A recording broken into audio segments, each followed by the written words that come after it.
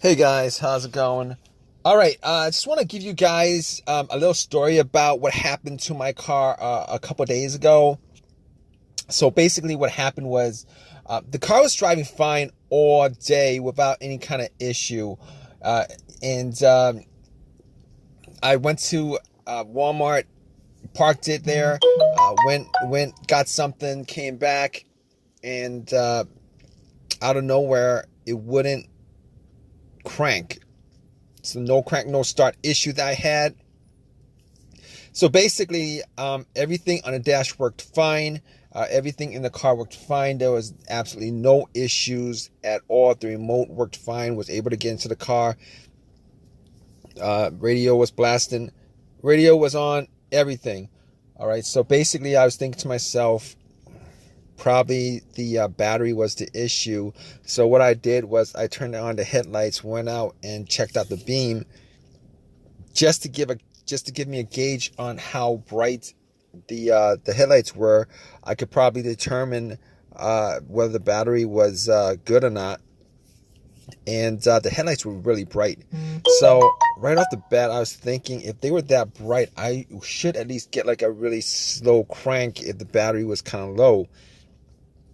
Regardless, I had to check out where the battery was. I went and checked out where the battery was just to make sure that all the terminals were clean and they were tight. And I noticed that the terminals were a little bit corroded. There was some white bluish stuff on there. So what I did was I took out a bottle of Coke, poured it on the terminals, and was trying to clean it with some paper towels, and was able to clean it pretty good. Now, the terminals weren't super tight.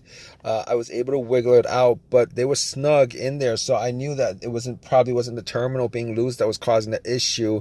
And then after I cleaned it up, popped it back on, and tried to start the car, it did the same thing. It wouldn't crank, it wouldn't start. But everything else seemed to be working all right. So at that point, I was thinking to myself, all right, maybe it could be a weak ground wire. If you guys don't know what where the ground wire is, the main ground wire is pretty much the negative terminal, and most of the time it connects to the frame of your car. So I checked it just to make sure there's no corrosion, that it wasn't split or anything like that. There was no issues with it. So what I did after that was I had a battery pack that I bought a couple of months ago, because I had the same situation where I swapped out the battery. I was hoping that it was the battery, even though I swapped it out, considering I could actually just swap it out, at Walmart. So I actually put the battery pack on there. It was at 100%. Tried to start it, and still wouldn't start. So at that point, I knew it was probably not the battery. And even though, I didn't think it was the alternator, I could probably just at that point rule out the alternator, because if it was the alternator, the car would have at least cranked or slow cranked, or I would have been able to start it. And then once I took the battery pack off, it would just died out. So at that point, I was able to rule out a bunch of stuff. I was able to rule out the battery, the ground cable, and the alternator, even though that probably wouldn't have caused the issue. So after going through that, I was thinking to myself, could it be something? Could it be the car's computer ECU? Because I did see a check engine light on my dash, and that check engine light was there. It's been there for a while, and I believe it was for a O2 sensor issue. Now, I did have an OBD2 that I bought from Walmart, and it was a $19 OBD2, one of the cheap ones, and I pretty much hooked it on to my OBD port, and trying to make sure that I was actually getting a connection between the car's computer and the car itself. It did scan all the way through. Now, I'm pretty sure that that the OBD2 wouldn't actually pick up anything that would cause a no crank, no start situation for the most part, except if if if the car's ECU, the car's computer was,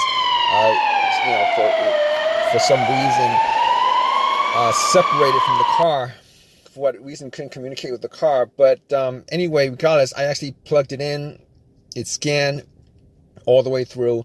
Only code that popped up was the aux02 sensor code, and at that point, I was pretty sure that it wasn't anything to do with the car's computer, any codes that would cause it, and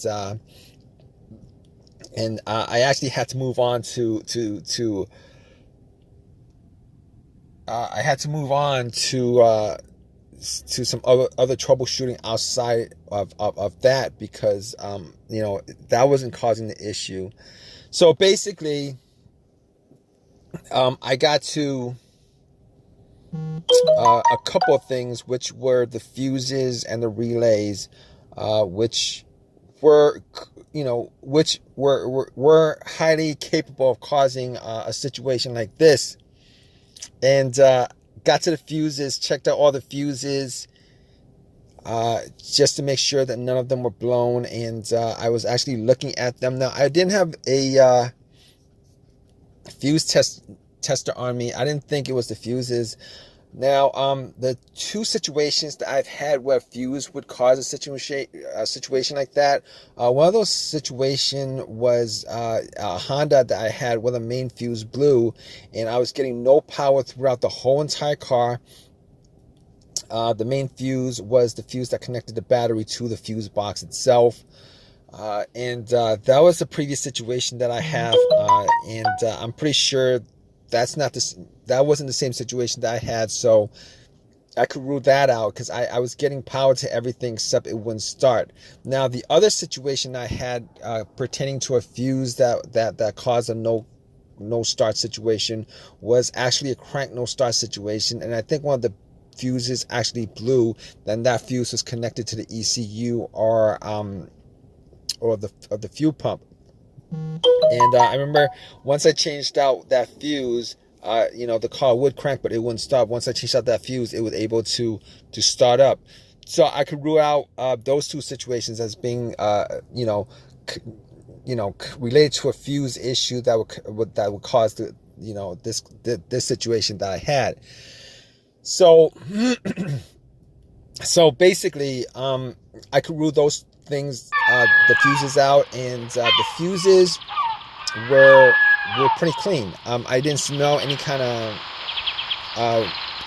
burnt smell, and didn't see any kind of brownish, anything brownish, and a brownish appearance on top.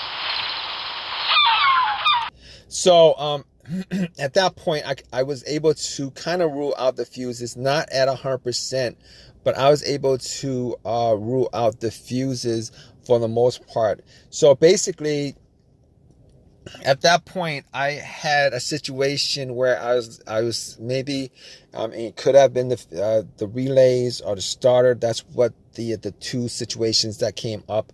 But I didn't think it was the starter, because I did switch out the starter about, I would say I switched out the starter about a year and a half ago, and that was, it seemed like it was a starter issue, but I didn't really want it to be a starter issue, considering I only put maybe like 20,000 miles on my car, and I think they should last a lot longer than that. But anyway, before I even went there, I looked at the relays, just to see whether they had issues or not. Now, I couldn't make out whether the relays had issues, but I did get to the starter relay. I pulled it out. It looked like it was a bit dirty or whatever, but I had some rubbing alcohol, put it on some paper towel, and wiped the connectors, put it back in, try to start it. It really didn't do anything. Didn't change up the situation. So I was thinking it was a weird situation, because it would click every time I would try to start the car, it would click, but it wouldn't crank. It wouldn't crank at all. Normally when it clicks, it normally means that the relay is working, because that's what the relays do when there's electricity going through, that it clicks to connect the connection, to whatever it's relaying the electricity to.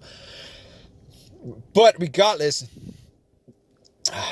of that, I actually had another relay that I was able to swap out with that, and I actually was looking for another relay with the same, with this a similar relay in the box, and I was actually able to find one.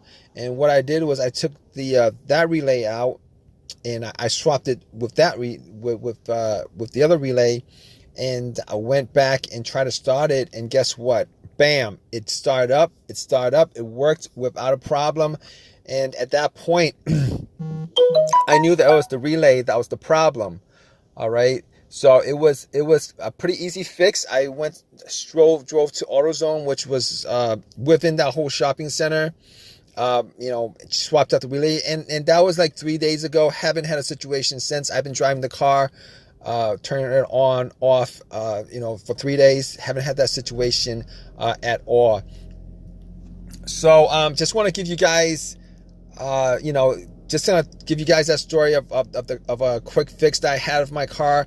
If you guys are in the same situation, you guys watching this video, hopefully you guys have an easy of a fix as I had on my car. You guys have a comment, leave your comment in the comment section. Please give me a thumbs up. Please subscribe. Like I said, if you guys are in the same situation, just go through the steps that I went through as far as trying to figure out, the situation with my car. And, you guys should be good as far as troubleshooting and diagnosing your particular problem. Take care, guys.